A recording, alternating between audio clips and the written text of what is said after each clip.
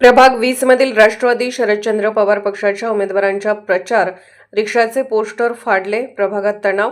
शास्त्री चौकातील शासकीय सीसीटीव्हीचे फुटेज बघून हल्लेखोरांवर कारवाई करण्याची मागणी.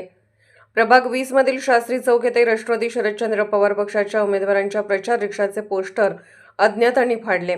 त्यामुळे या ठिकाणी काही काळ तणाव निर्माण झाला. शास्त्री चौकात असणारे शासकीय सीसीटीव्हीचे फुटेज बघून हल्लेखोरावर कारवाई करावी अशी मागणी राष्ट्रवादीचे नेते विजय माळी यांनी केली आहे.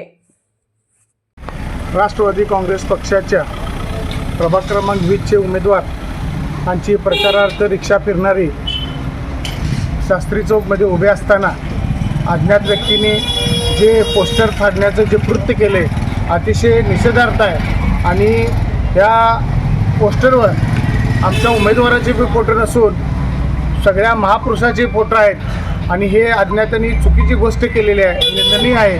आणि त्याचबरोबर प्रशासनाने करावे. प्रशासनाचा CCTV शास्त्री चौक पुतळ्याच्या वरच्या बाजूला CCTV आहे. त्या CCTVचं फुटेज बघून कायदेशीर कारवाई अज्ञातावर व्हावी ही विनंती करतो. रिक्षा ड्रायव्हर आम्ही रमजा कुतुबुद्दीन पटवेगा.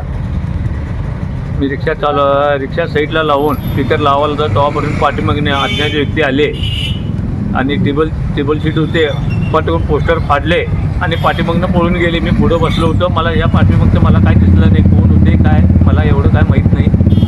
आणि पुढचं काय असेल ते तुम्ही तुमच्या हिशोबाने कारवाई करा.